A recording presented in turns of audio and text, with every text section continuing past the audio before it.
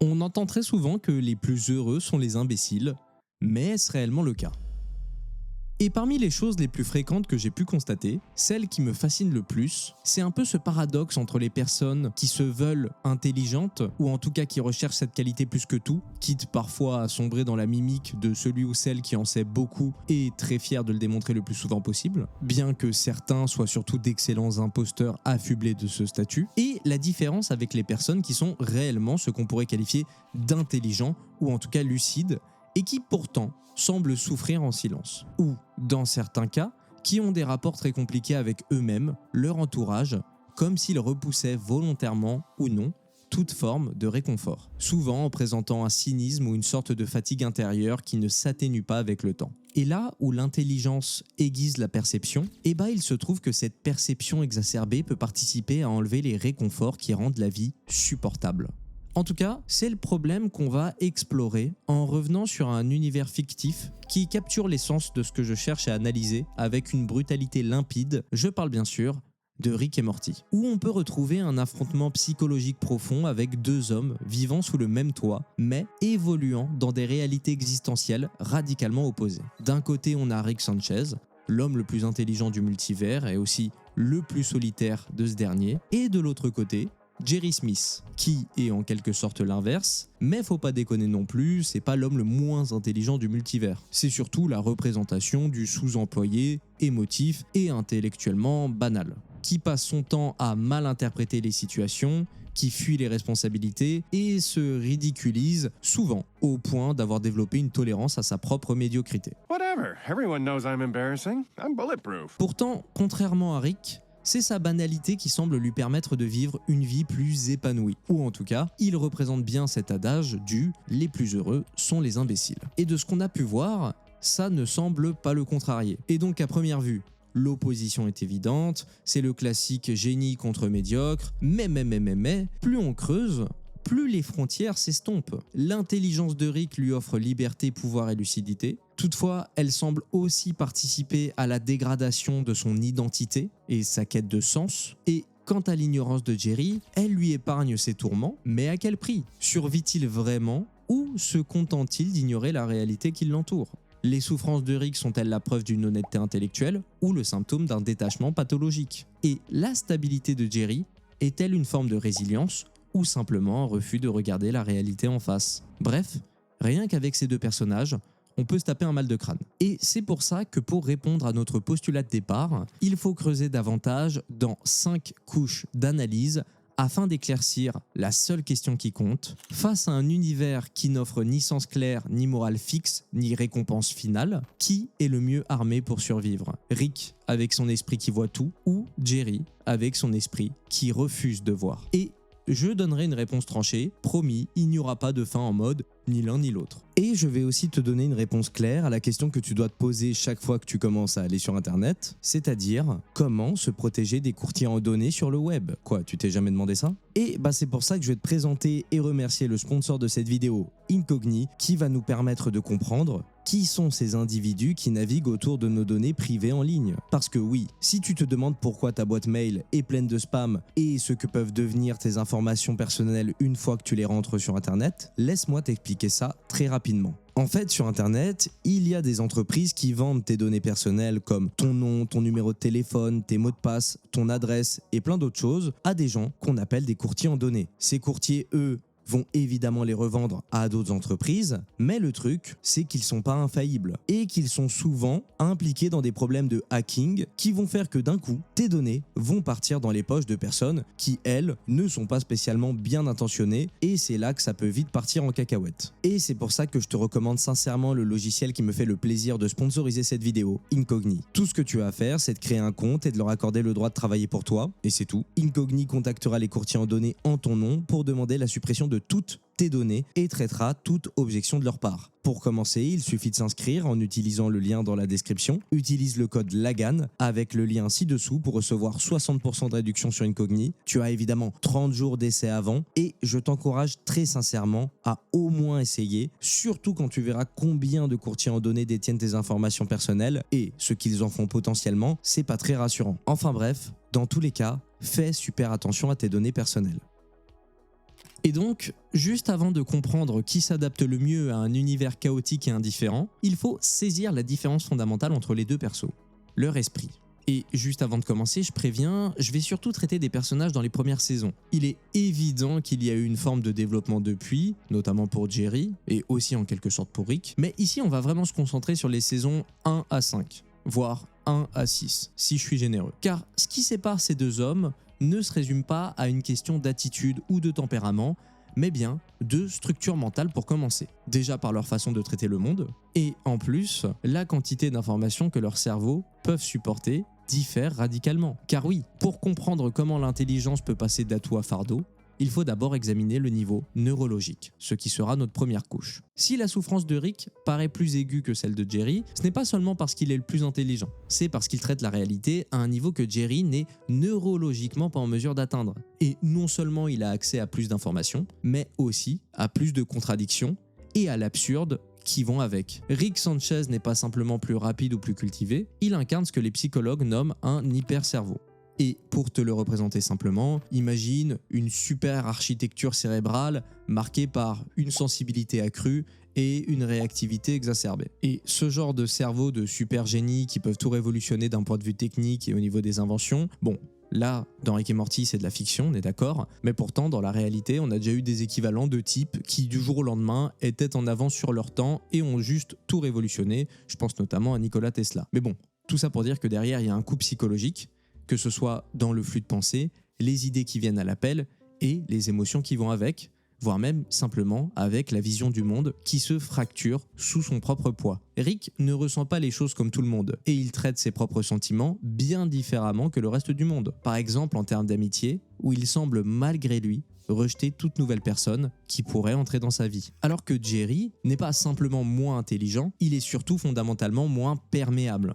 En gros, il ne remarque pas les contradictions, sauf lorsqu'on lui signale explicitement. Son monde mental est petit, lent et plus fermé, ce qui lui permet d'être immunisé contre les processus psychologiques qui déstabilisent Rick, non par force, mais par limitation. Et voici notre opposition de départ. On a donc un esprit hyper développé comme celui de Rick, qui offre un accès cérébral extraordinaire, mais cet accès a un coût, car sans régulation interne ou sens externe, ce qu'on verra juste après, il ouvre des portes impossibles à refermer. Mais Jerry, grâce à ce que certains pourraient considérer comme sa médiocrité, n'atteint jamais ces portes. Et si l'intelligence de Rick le déstabilise au niveau neurologique, ses effets sont encore plus dévastateurs sur le plan existentiel. Car au-delà de la surexcitation et de l'instabilité émotionnelle, se cachent aussi les conséquences du fardeau de comprendre trop profondément les choses. Et je ne parle pas seulement de comment elles fonctionnent, mais aussi ce qu'elles signifient réellement, ou plutôt ce qu'elles échouent à signifier. Ça, c'est quelque chose dont tu as sûrement déjà entendu parler, le fameux poids de la connaissance. En gros, plus tu t'y connais dans un domaine et plus tu te rends compte que tu connais rien. C'est infernal et ça a quasiment jamais de fin. Et ça nous amène à la deuxième couche, la pression ressentie quand l'esprit devient trop efficace pour déconstruire le monde sans pouvoir rien mettre à sa place. En gros, le vide existentiel. Rick Sanchez ne comprend pas seulement la physique, les mathématiques, les sociétés ou la chimie à des niveaux irréalistes. Il saisit aussi et surtout leurs implications. Il voit à travers les rituels culturels, les systèmes politiques, les narrations morales et les relations personnelles. Et il distingue très vite les rouages des mécanismes derrière. Puis surtout, il ne considère rien de tout ça comme intrinsèquement réel. Ce qui est compréhensible, vu qu'à travers le multivers, il a rencontré des versions infinies de lui-même, sa famille, et des répliques sans fin de toutes les constantes supposées. Et dans un univers aux copies infinies, l'idée même d'identité, de valeur ou de permanence s'écroule. Et surtout que Rick vit au cœur de ça. Si on s'amusait à rattacher ça à notre monde, on pourrait parler de dépression existentielle. Un type de désespoir non enraciné dans un traumatisme ou une anomalie cérébrale, mais dans la perception d'un vide fondamental. Le psychologue James Webb, qui a étudié particulièrement ce phénomène chez les individus doués intellectuellement, a observé que ceux capables de pensée abstraite et philosophique y sont plus sujets. On va dire que chez la plupart des gens, des questions comme « Pourquoi suis-je ici ?» ou « Quel sens a ma vie ?» peuvent surgir en période de crise, ou par-ci par-là, mais on passe vite à autre chose. Alors que chez des personnes comme Rick, ça forme le bruit de fond permanent de leurs pensées. Et ça me fait même penser à Léon Tolstoï, qui, au sommet de sa gloire littéraire et intellectuelle, s'est retrouvé submergé précisément par ce genre de désespoir. Car après avoir abandonné ses croyances religieuses au profit d'une compréhension rationnelle, il en est venu à conclure que la vie n'avait aucun sens objectif et qu'elle était remplie de cycles de répétition et de mort. Puis, c'est bien après, dans sa confession, qu'il va décrire que ce qui l'a sauvé finalement, ce n'était pas la logique, mais la croyance. Un retour d'apparence irrationnelle vers la foi, c'est-à-dire un système de sens qu'il avait auparavant rejeté. Et évidemment, Rick, lui, ne franchit jamais ce pas et reste dans ce qu'on va appeler l'effondrement. Ce refus de révolte et cette incapacité à construire un sens même devant son absence place Rick pleinement dans la lignée philosophique de Camus. Et là, je pense plus particulièrement au mythe de Sisyphe, où Camus affirme que lorsque nous reconnaissons l'absurdité de la vie, donc littéralement son absence de sens, nous sommes confrontés à un choix, soit sombrer dans le vide ou se révolter en affirmant la vie malgré tout. Et Rick, lui, fait le choix de ne choisir aucun des deux. Il vit et c'est déjà pas mal. What is my purpose? You pass butter. Oh my god. Yeah, welcome to the club, pal. Jerry, lui, qu'on ne va pas oublier, n'entre jamais sur ce terrain. Non pas parce qu'il serait immunisé contre le désespoir, mais parce qu'il a autre chose à faire que de méditer sur l'entropie cosmique ou sur l'effondrement des fondements moraux. Il s'occupe d'abeilles et c'est déjà pas mal.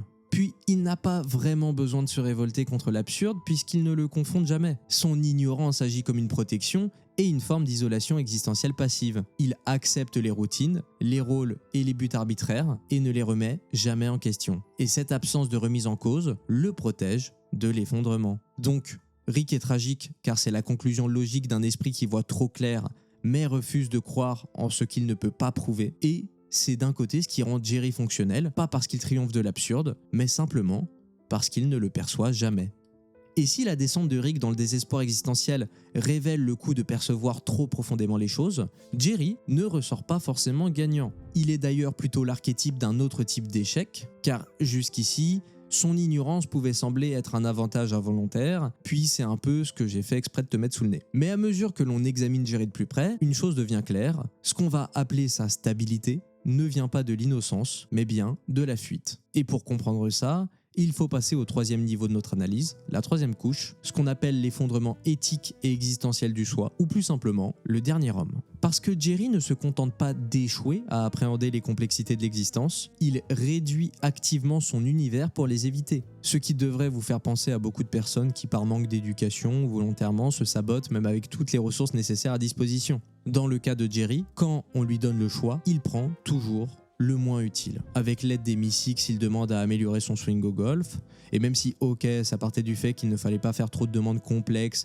ce qui sera d'ailleurs toute la blague de l'épisode, ça reste quand même une preuve qu'il ne voit pas plus loin que le bout de son nez face à toutes les possibilités qui lui sont offertes. Ou encore, quand il est plongé dans un simulateur qui est en fait dans un simulateur, mais bref, qui est surtout bourré d'incohérences absurdes, il ne remarque absolument rien. Lorsqu'il est menacé, il fuit. Quand il se sent incompris, il joue la victime. Et pourtant, son univers pourrait être vaste, notamment grâce à Rick, et parfois pour les besoins du scénario, il l'est effectivement. Mais en général, Jerry le réduit constamment à une échelle émotionnellement gérable, quitte à ignorer 90% de ce qui se passe autour de lui. Et c'est ce dernier comportement qui correspond exactement au profil que Nietzsche dénonçait dans sa critique du dernier homme. C'est-à-dire un type d'individu produit par le confort, la médiocrité et la décadence culturelle. Le dernier homme ne connaît ni les tourments du visionnaire, ni la folie du révolutionnaire.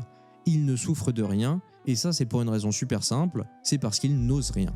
Il préfère la sécurité à la lutte, la distraction à la transformation, et lorsque Nietzsche écrit « La Terre est devenue petite et dessus sautille le dernier homme, qui rapetisse tout », il pourrait tout aussi bien décrire un Jerry qui réduit un monde si vaste, qui s'étend sur une infinité d'univers à ses propres désirs, ses propres besoins et son propre petit confort, quitte à mettre en danger les autres. Ce que fera d'ailleurs une version alternative de Jerry qu'on va appeler Pantin de Jerry en bois, qui laissera mourir sa famille pour garder du vernis et survivre. I'm sorry, I didn't ask for this. I just want to live, but there's only so much varnish. I'm sorry.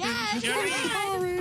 Offrant d'ailleurs la meilleure scène post-générique, toutes saisons confondues, selon moi. Mais Jerry n'est pas seulement petit, il est stratégiquement petit. Et c'est ce qui le rend, selon les termes de Nietzsche, décadent. Pour Nietzsche, la décadence, c'est pas juste une question de plaisir, mais surtout un refus d'exercer sa force. C'est la moralisation de la faiblesse. Jerry survit non pas en prenant ses responsabilités, mais en jouant sur sa vulnérabilité. Il fait, ou en tout cas faisait, en sorte que les autres se sentent coupables, mal à l'aise ou moralement obligés de prendre soin de lui. Rick a d'ailleurs résumé ce mécanisme avec une précision chirurgicale quand il lui a dit « You act like prey, but you're a predator. » Et d'ailleurs, dans cette scène, le serpent qui avale Jerry lâche un ouf, ce qui me fout droit de rire. Je veux dire, il comprend ce qu'ils disent. Genre, il a avalé Jerry puis a été choqué par la remarque pleine de vérité de Rick. Enfin bref. La pitié et le fait de se victimiser en général, ce sont les armes privilégiées de Jerry. Non pas pour manipuler la réalité, mais pour éviter de l'affronter. Simultanément, l'état de Jerry correspond parfaitement au concept sartrien de mauvaise foi, qui est l'attitude qui consiste à mettre nos actes sur le compte de quelque chose d'extérieur. Ici, plutôt que de se définir par ses actions, Jerry adopte des rôles qui lui sont assignés. C'est le mari, la victime de Rick, le père de Morty et Summer, puis il se cache derrière eux. En faisant ça, il évite la responsabilité de ce qu'il pourrait devenir. Et là où c'est révélateur, c'est qu'on a vu dans la saison 1 que dans des réalités alternatives, Jerry devient un acteur primé et prend de la cocaïne avec Johnny Depp. Bon, après chacun sa définition du succès, mais tout ça pour dire que le potentiel est là. Et il ne le réalise que dans les temporalités où il est libéré de ses propres limitations, et en particulier ici de son mariage, auquel il s'accroche non pas par amour, mais surtout par dépendance. En tout cas au début. Il reste dans ce qu'il connaît pour éviter l'humiliation de l'échec, puis il opte pour une identité petite et cohérente au lieu de prendre le risque de devenir quelque chose de plus complexe, plus instable, et voire, on pourrait dire, plus authentique. Donc, par rapport à Rick, Jerry ne survit pas parce qu'il est stable, il survit parce qu'il ne sort jamais suffisamment de lui-même pour s'effondrer. Et donc à ce stade, il est évident que Jerry ne souffre pas comme Rick, mais l'absence de souffrance ne doit pas être confondue avec de la vertu. Son bonheur est peut-être réel, j'ai jamais dit le contraire, mais il repose sur une base qui semble fragile, ou pas. Parce que malgré ce que j'ai dit, il touche peut-être quelque chose, mais on en rediscutera juste après. D'abord passons à l'autre couche, le prix de la stabilité émotionnelle. Parce que la psychologie contemporaine débat depuis longtemps du lien entre intelligence et bonheur, et on a une étude britannique portant sur plus de 6000 participants qui a trouvé une légère corrélation positive. Les individus avec un QI plus élevé ont tendance à rapporter une meilleure satisfaction de vie, principalement grâce à des facteurs secondaires tels que le revenu, la santé et l'accès aux ressources. Jusqu'ici, c'est un peu logique, et j'ai envie de dire, cette étude est surtout là pour avoir une sorte de base, mais on va pas totalement s'appuyer dessus. Cependant, cet avantage ne s'étend pas indéfiniment, et au-delà d'un certain seuil, le bien-être émotionnel dépend moins de l'intelligence que de la capacité à, filtrer les choses. Et c'est justement ici que l'architecture psychologique de Jerry devient fonctionnelle. Car même si elle n'est pas admirable et que j'ai un peu totalement chié dessus avant, le fait de ne pas penser profondément lui permet de rarement se déstabiliser. Pour te la faire simple, son économie émotionnelle est à faible risque et du coup à faible rendement. Il s'attache à des choses qu'on va appeler simples et aussi artificielles que semble être sa vision du bonheur. Elle est palpable pour lui, il n'a pas besoin de la questionner, ou en tout cas très peu. Rick, quant à lui, refuse toute forme de croyance, non seulement religieuse, mais aussi toute structure qu'il juge artificielle. Donc on peut inclure la morale, l'identité et même l'amour, ce qui peut être en quelque sorte lié à son passé, mais ça c'est pas le cœur de l'analyse. Il n'accepte le sens des choses que si ça lui résiste, et ça permet de voir une forme de constance dans sa douleur, car elle est le résultat d'un esprit refusant de se mentir, même quand le mensonge peut offrir du soulagement. Ainsi, quand on compare les tourments de Rick au calme de Jerry, la question n'est plus seulement de savoir qui est le plus heureux, la question est aussi de savoir si le bonheur signifie quelque chose lorsqu'il est détaché de la réflexion. Dans tous les cas, si vivre n'a pas de sens, chacun d'eux choisit une façon de voir midi à sa porte face à ce constat. Et ça va nous amener à la dernière couche de notre analyse, la volonté à construire un soi lorsqu'exister n'a pas de sens. Et c'est là, au niveau de la volonté, que Rick et Jerry échouent de manière complémentaire. Rick possède cette intelligence rare, capable de déconstruire tout ce qu'elle touche, mais il ne l'utilise quasiment jamais comme un point de départ pour se créer du bonheur. Il en sait trop pour croire que tout ira bien pour lui, mais pas assez pour agir. Puis au début de la série, il préférait se transformer en cornichon que de chercher l'introspection. Et au-delà de ça, on pourrait même se dire que finalement ce qu'il rejette, c'est l'idée même que la transformation puisse être lente, ennuyeuse, sans héroïsme et exigeant une humilité qui ne l'intéresse pas. Pour Rick, seul un projet capable de briser ce qu'il sait vaut la peine de s'y intéresser. Et comme aucun n'y parvient vraiment, il s'abandonne à son désespoir. Quant à Jerry, il évite ce désespoir précisément parce qu'il décide d'ignorer la vérité de ce qui l'entoure. Et en choisissant d'ignorer, il choisit aussi de ne pas s'affirmer en tant qu'auteur de sa propre vie. Donc dans un monde qui n'offre pas de sens, tous les deux font preuve de lâcheté, Rick par dérision, Jerry par conformisme. Et alors, vaut-il mieux être Rick ou Jerry? Et à ce stade, la question commence vraiment à perdre tout son sens. Car comme on l'a vu, aucun des deux ne propose une véritable solution. Rick voit trop sans jamais rien en faire, Jerry ne voit presque rien et accepte tout ce qu'on lui propose. L'un est dévoré par la complexité qu'il refuse de simplifier, l'autre survit grâce à la simplicité qu'il refuse de remettre en question. Ils se dirigent dans des directions opposées, mais finissent au même endroit, la fuite. Et bien que je pense sincèrement qu'être intelligent peut effectivement te rendre plus vulnérable au désarroi existentiel et émotionnel, je pense aussi que ça offre les outils nécessaires pour construire une vie plus épanouie, à condition de réussir à se survivre à soi-même. Mais cette condition est déjà un lourd défi en soi. Et c'est pour ça que si je devais répondre directement, sans subtilité et sans nuance, je pense qu'il vaut mieux être Jerry. Non pas parce qu'il est admirable, mais parce que malgré tout, il trouve du bonheur dans un monde où aucun sens n'est garanti et où la simple survie est déjà une forme de victoire. La vie est courte et le génie de Rick est gâché dans sa solitude intérieure qui l'empoisonne, tout en étant borné d'arrogance. Sans compter que malgré lui, sa vision du monde le pousse à voir les autres comme aveugles et petits, et cette supériorité est une barrière à l'intégration qui l'aliène, l'isole et renforce le désespoir qu'il subit déjà au quotidien. Et dans tous les cas, qu'on le veuille ou non, sur la ligne qui part de Jerry pour aller vers Rick, on est plus de la majorité à être dans les pourcentages qui se rapprochent d'un Jerry. Car bien que beaucoup pensent porter le vide existentiel comme un fardeau lié à leur intelligence, dans bien des cas, c'est pas vraiment de la lucidité, mais plutôt une esthétisation du désespoir, ce qu'on pourrait appeler un nihilisme performatif, qui camoufle une insécurité. Bref, un rôle, encore une fois, jouer à défaut d'en assumer un autre. Et dans une vie qui s'écoule en un clin d'œil, peut-être vaut-il mieux être perçu comme un imbécile tant qu'on éprouve chaque jour la joie de jouer son rôle pleinement, plutôt que d'être le plus intelligent et vivre condamné en solitaire. Mais ça n'empêche que même l'imbécile heureux a parfois le devoir de sortir du rôle qu'on lui a assigné, ne serait-ce que pour transmettre un peu de sa paix à ceux qui, de l'autre côté, s'effondrent sous le poids de ce qu'ils savent. Car Rick et Jerry, c'est pas deux pôles opposés, c'est deux formes d'incomplétude, deux façons de fuir l'effort de se construire, et peut-être que ce n'est qu'en les réconciliant en nous qu'on peut espérer faire quelque chose de plus.